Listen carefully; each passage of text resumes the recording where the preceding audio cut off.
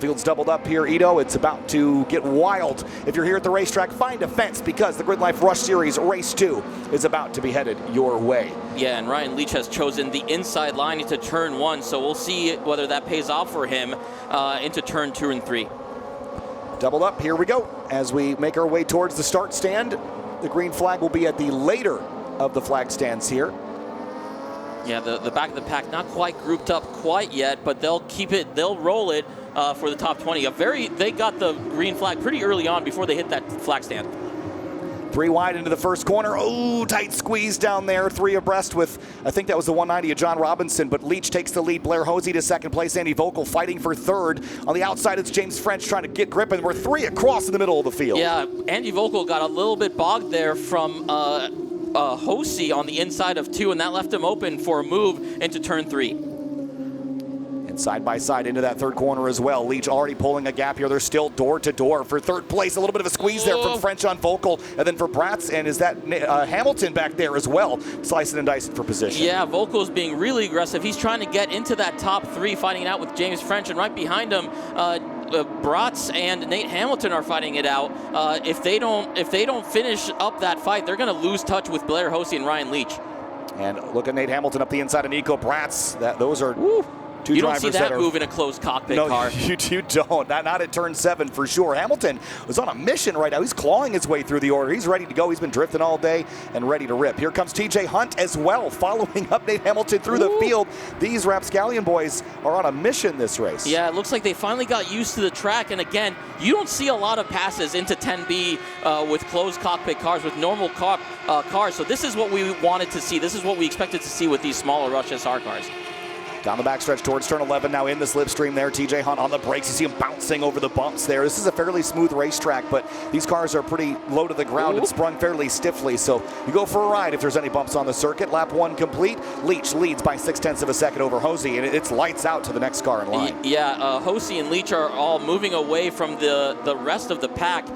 French and Vogel are a little bit separated from Nate Hamilton, but then Nate Hamilton has a fight on his hands with Nico Bratz and his fellow teammate, TJ Hunt. Yeah, TJ was right out to the edge of the road there on a power slide, effectively leaving turn 2. The track's very flat, so if you stomp your foot, even with 150 horsepower, these cars are light enough they can light the rears up. But can anybody chase down Ryan Leach? He has just decimated people. And TJ's off. Exit at turn 3. Drops a tire. Here comes the 74, Jason Older, and a few others. Brett DiGiacomo and Ethan Alexander have also gotten by. Yeah, it looks like Nico Bratz and Nate Hamilton are still fighting it out for that 5th spot, as James French and Andy Vogel are kind of checking out from this pair. They got to figure out their race if they want to try and catch at least James French for that last podium position. So, yeah, we got to see how it ends up. They're back to being line astern here a little bit as Nate Hamilton goes wide in 8. He opens the door up for Nico Bratz to come through in 10A, and he's going to maintain position. Oh, he's on the outside of 10B. What a send by Nate Hamilton. He was not going to be denied that opportunity. Can Bratz cross them over? They're both running the inside line there. Ethan Alexander might smell blood in the water with that blue 33 in trail. Yeah, Nate Hamilton had a mistake in 8 that left the door open for Nico, but then Nico braked a little bit too early, and Nate Hamilton said, "Thank you very much. I'll take the inside of 10B." Yeah, wrong side of the road here for 11. Can he cross over on corner exit? He throttles up, but a little bit of oversteer there. Can't keep it stuck to the road, and he's going to lose that spot to Nico Bratz, P5. Yeah, while these guys fight, they're letting Vogel get out of reach, so we'll see if they can keep that fight going or not. Everybody is now, again, lining up a little bit in a line astern. We'll see if the fight continues between Nate Hamilton and Nico Bratz. Yeah, it looks like Hamilton, that initial launch seems to have died down a bit. TJ Hunt, again, chasing the cars that he had to let go by. I think Bill Wright also got around, and Mark Jorganowski additionally. So that one little tire drop you see, I wonder if he's got a tire maybe going flat. It looks like he's got the sidewall sort of rubbed off there. So we'll keep an eye on that. But here's James French, P3 on the racetrack, 2.8 behind Hosey and Leach. Yeah, he's got the pace that's kind of between Blair, between Hosey, Leach, and Vogel and Nico Bratz behind him. So he's kind of in no man's land right now in 3rd, which I'm sure he's happy with to maintain that last podium position, but I'm sure he wants to be more competitive for the top 2. Been a little contact deeper in the field. Matt Wilson got a boot in the rear off into turn 5, but everyone kept it straight. There's a look at Andy Vogel And he has not quite had the pace that he's had at the first 2 rounds back at Carolina Motorsports Park in Road Atlanta. He'll be frustrated with that. Here's the 51 gauge Hughes alongside John Robinson here in the orange and green car, and Hughes makes his way around. Here comes Ayrton Grimm in the 121, the pink car. Oh, Hughes gets real sideways in 8. He made a pass from 7 to 8, which again you don't see very much. Oh, it looks like Hughes going to come in on the inside, leaves the inside open for him to take it around 10B. Yeah, look at Ayrton Grimm. He's going to take him 3 across, leaving turn 10. Not quite. Didn't get a great run, but he's tried to side draft a little off the side of Gage Hughes, dump some air onto the rear wing. Yeah, let's see if he can find a way to catch these two. As these two fight, they're going to bring him into the picture. So a really nice late braking there. From trouble in front of them out of the turn, final that's quarter. A bad rejoin. Everybody scattered. I don't think he had a choice there. He was just off in the gravel and it just slid back on track. He keeps it straight, all things considered. That was a scary moment. But dragging some dirt back on track, we'll keep an eye on that. Yeah, very fortunate that everybody managed to avoid that. Great driving from everybody involved. As we follow along, Ryan Leach. Oh, we've got contact here, unfortunately. Hard to tell where that is. That's turn 11. Yeah, that is turn 11, unfortunately. Yeah, pit entries right there. That's the 19. Yeah, we're going to have the safety car deployed. Safety car is deployed, so we're going to neutralize the race now. Everybody's going to line up in single file as they go to recover these cars. Looks like they're still driving. Wow, I was impressed there. The driver just reached down and just moved bodywork out of his way so he could drive away from the accident site. So I'll give him credit for that. That's Billingsley. Is that Kelsey Billingsley or Nick in that car? He's continued on down the front straight. He's getting some tire rubbing, though. Yeah, you can see the tire rubbing, a little bit of tire smoke being generated by that car. Kelsey Billingsley in the 19. She just like saw the bodywork, was like, oh, this is in my way. Move it and carry on. I don't need this. But that just goes to show how stout these cars are. That must have been some fairly significant contact, but it definitely looks like it's rubbing on the back there. She's losing some bodywork from that rear tire. Yeah, and again, just seems like there was some contact there on the right front of the 19, but that's a lot of damage. But again, it seems like it's mostly body work, and there's obviously a fender rub somewhere, but there's still some time. If we get this cleaned up, we can go back green. She clearly feels that the suspension is still aligned correctly. So, I mean, again, that just goes to show how stout the mechanical parts of these cars are, and bodyworks is fairly easy to replace compared to trying to redo all the suspension. So that's kind of impressive with how stout the car is from that contact. Yeah, Ryan Leach in the 56 is going to have to defend on a restart, and this is good news for Hosey, French, and Vocal because they were not going to catch Ryan Leach at the rate they were going. But they'll have an opportunity on the restart. Yeah, we'll see. Andy Vocal was trying to make it a race with James French in turns 2 to 3 before he lost touch a little bit with him. So this is going to give him another chance to try and get it. Track position matters. Your driving changes if you're in the lead and you're defending against somebody. Yeah, so under yellow here, trying to get a replay of a couple of moments we saw early on. There was that big slide out of turn 11. I didn't catch the number on the car that went for that big slide early on. Yeah, I didn't see it either. It looks like it was a relatively plain white livery on that car. I wonder if people slowing up for him, maybe that was some sort of accordion effect that led to the other contact. Yeah, here we go, and this is the car ahead. It's up the road. Big run through the gravel. It's the 114 car. Bryce Mersberger in that car. Gosh. TJ Hunt and the car behind him barely avoiding him as he came back on track. Now we see the contact here. Oh. That was the slide. Yeah. Whoa! I don't think we've ever had a replay on a GRIDLIFE live broadcast that we had 2 separate angles from. That was awesome. Yeah, that is pretty. That is pretty awesome. Those 5 cars right behind him did a really good job of avoiding the re-entry back onto the track. Everyone joking with the white livery. Press Control R. Trading Paints isn't on. That's a deep cut iRacing joke for those that are familiar. iRacing joke. Oh, man, everyone's calling it a rejoin. I don't know that he had much choice. I think it was just car was off and just trying to gather it back up there. I don't think he intentionally chucked it back on track. And honestly, he got a little bit lucky that it didn't hook back up into the outside and hit that tire wall on the entrance of the start-finish straight. And that's why I can't fault him for the way the car came back across the road. It's like, would you rather go back to the grass or go to the tire wall? I'm choosing the grass every time. You don't really – I don't think he had a choice. He definitely didn't choose to do that rejoin. So no. Lights are out. Means we're going back green this time. Nice quick cleanup there by the rescue guys, and Kelsey Billingsley was able to get her 19 car back around to the pit lane, missing a couple of body panels. but we'll get those bolted on back tonight and be ready for the next 2 races tomorrow. Yeah, and interestingly, we've got the striped red and yellow flag, which indicates debris out on track being waved in turn 1. That's probably from Kelsey Billingsley's car shedding a little bit of parts as it went around. Yeah, it could be. It's just a slippery surface condition, so it could be. It probably wouldn't be fluid. They wouldn't turn them loose on fluid, but it would likely be dust or any sort of other debris surface condition, as you said. So here we go. Pace cars in. Restart here with just about 5 minutes left to go. Ryan Leach on defense, waiting for the green flag to fly. There it goes. We're back underway. Great restart by Ryan Leach. Blair Hosey got caught sleeping. Here comes the 70 of James French, and we're going to go 3 wide with Andy Vogel on the outside. Oh, yeah. They all somehow sorted it out there, but Blair was definitely caught sleeping on that restart, and Ryan Leach took full advantage of that. Yeah, and look behind him. There's Nate Hamilton trying the long way around to Nico Bratz. I don't know that that'll work here, as we're still kind of getting up to full tilt, a little bit of door-to-door in the background. But up to turn 3, Leach over Hosey, over French, over Vogel. Yeah, still line astern there. Nico Bratz is trying to make it a fight with Andy Vogel on the exit of 3. He doesn't get it done. Yeah, he falls back in line, and Nate Hamilton's going to try and take advantage of him. Nate overtook him earlier, and he lost it on the restart, so he's going to try and get that place back. Well, Hosey needed a reset to catch Leach. And these two had fought previously. Hosey was always listed as the rush stick, and in the past would pit in because he was not running for points. But this year he is running for the championship in GRIDLIFE Rush SR. He was in the SRX, the newer car that was planned to debut for the season, but with some changes, the SR will be the car that's competing just in a single class championship. So Blair Hosey's got 2 rounds worth of points to make up.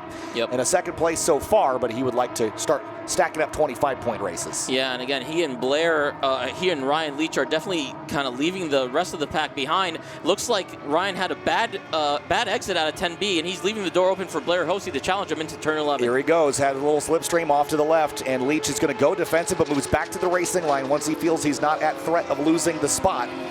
Leaves turn 11, and Hosey's got a nice run here. Yeah, these two are both very astute wheel-to-wheel drivers. Double as we yellows. get another full-course yellow for a car that's stuck out between 5 and 6. Yeah, that's turn 5. That there's a car out on the racetrack, and there it is. That's the number 13. Yeah, looks like these Keller. cars. Yep, the car. Once again, the racing is neutralized with the double yellows waving out.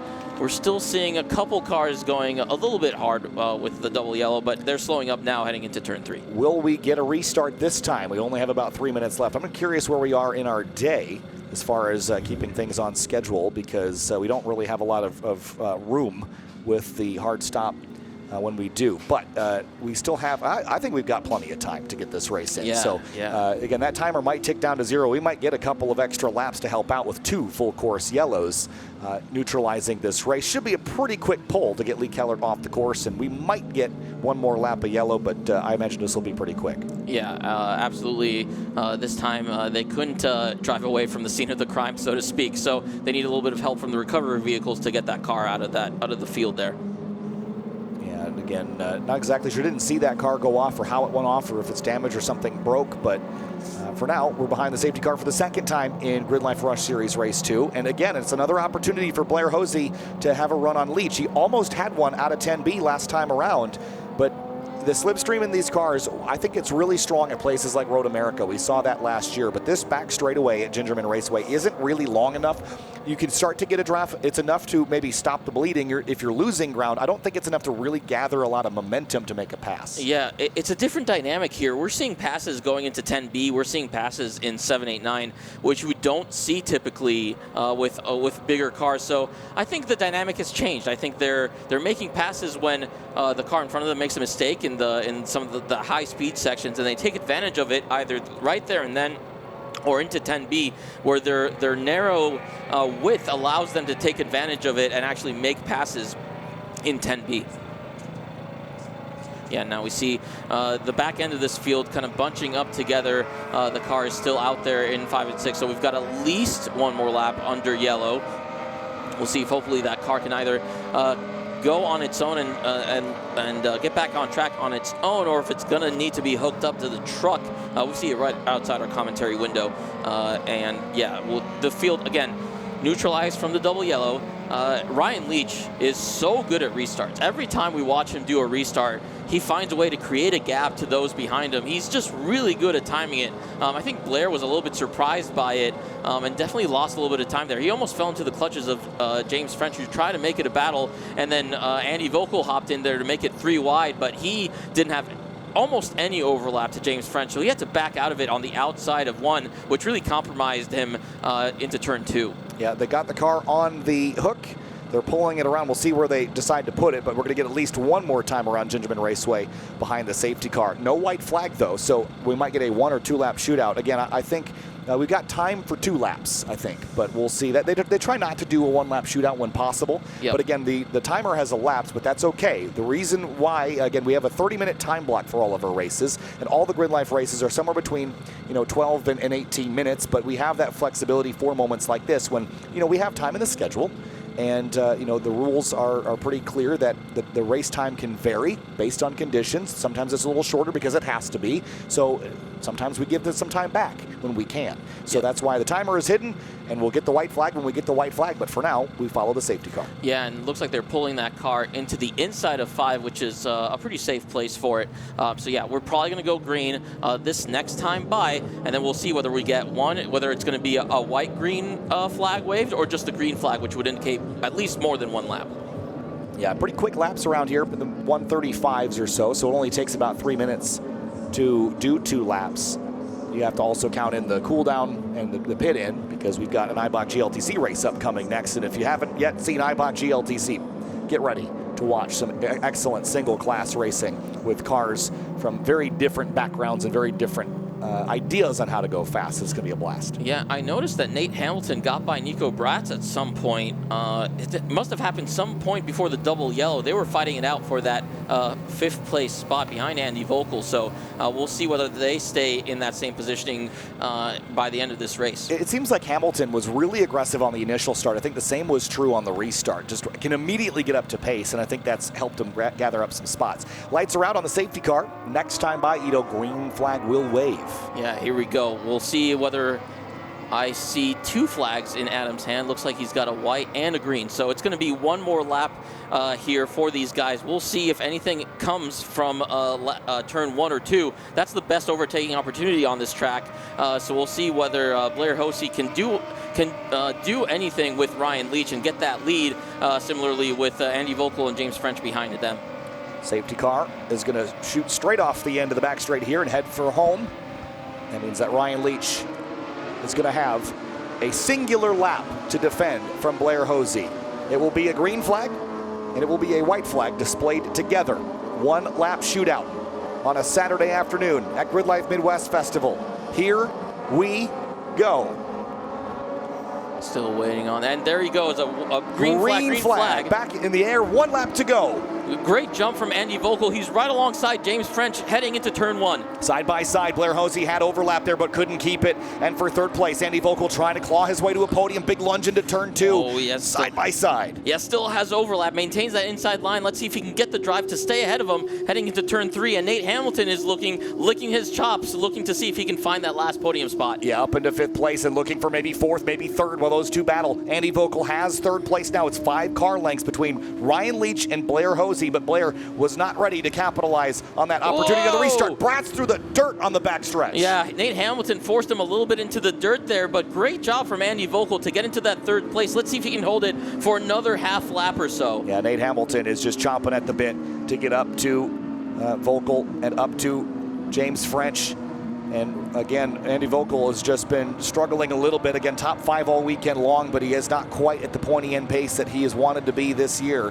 Yeah, he's been consistently ahead of James French as we see Blair Hosey trying to make the move on Ryan Leach here into 10B. He's had so many laps in these cars. He knows what they're capable of. He's right behind Ryan Leach. It's going to be a run up the back straight. There's going to be 1 more corner to go. Can he use the slipstream? Can he try an over-under? Can he throttle down a little sooner?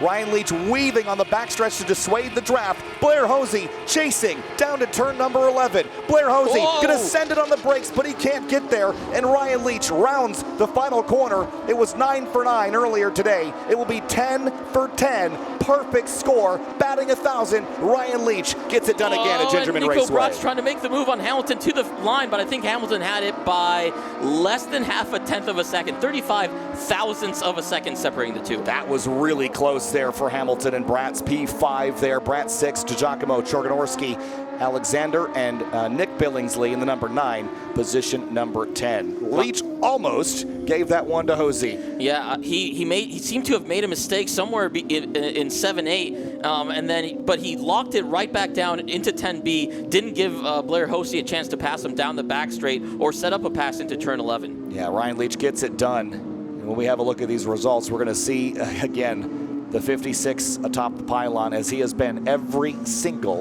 event this year. That is an incredible statistic, no matter what series you're talking about.